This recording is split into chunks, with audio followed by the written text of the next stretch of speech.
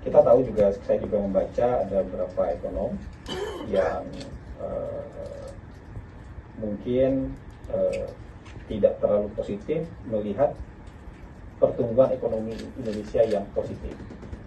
Jadi pertumbuhan ekonomi kita positif, tapi ada yang melihatnya dengan cara yang tidak positif. Sebelum saya sampaikan yang lebih teknis, ini teman-teman, pemerintah itu jujur-jujur aja loh mengeluarkan data. Kalau turun dibilang turun, kalau naik dibilang naik.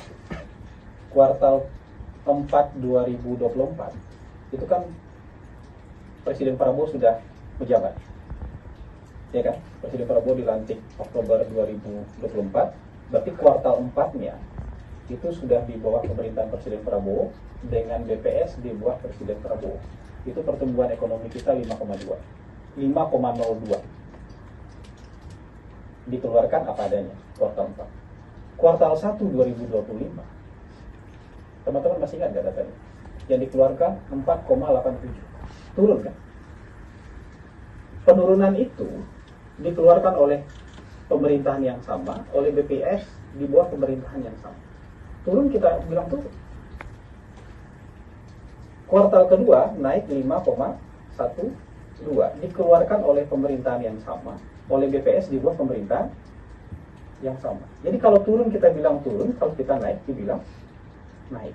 Tapi memang ada sebagian kalangan yang kalau turun dia percaya, kalau naik dia tidak percaya. Padahal dikeluarkan oleh pemerintahan yang sama, dikeluarkan oleh BPS di bawah pemerintahan yang sama. Banyak orang yang sekarang terpaku sama konsumsi, government spending, tapi nggak mau terima data investasi. Data yang dikeluarkan oleh Menteri Investasi, kemarin juga Menteri Investasi juga sampaikan lagi dalam rapat kabinet. Realisasi investasi, ini bukan komitmen ya, tapi investasi yang sudah terrealisasi, artinya mereka sudah spending di sini. Itu nilainya 942,9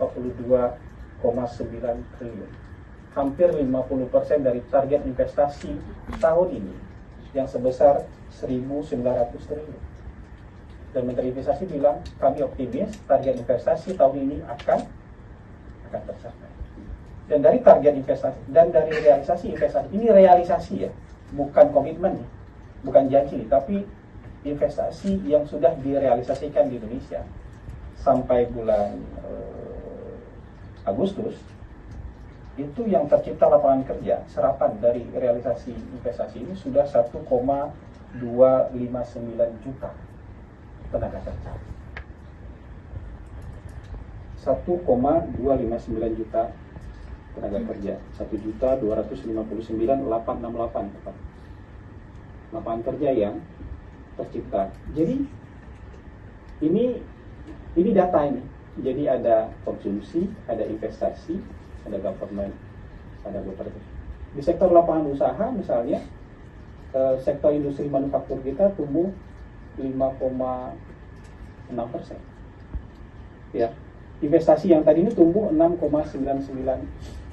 Ini dua angka ini digabung jadi faktor penambah pertumbuhan kita menjadi 5,12. Jadi kira-kira seperti itu penjelasannya, kira-kira itu. Dan payungnya yang perlu dipahami bahwa pemerintah kita, BPS kita kalau turun bilang turun, karena kuartal 1 kan yang diumumkan 4,87. Kalau naik kita bilang naik. Jangan kemudian kalau turun dipercaya, kalau naik kemudian menjadi tidak percaya. Kita kan nggak memperlakukan ini seperti ramalan zodiak kan. Kalau sesuai kita percaya, kalau nggak sesuai kemudian kita nggak. Karena dikeluarkan oleh lembaga yang sama, dikeluarkan di bawah pemerintahan yang sama. Kira-kira gitu. Jadi kalau fenomena-fenomena parsial tadi yang disampaikan, apa istilahnya tadi?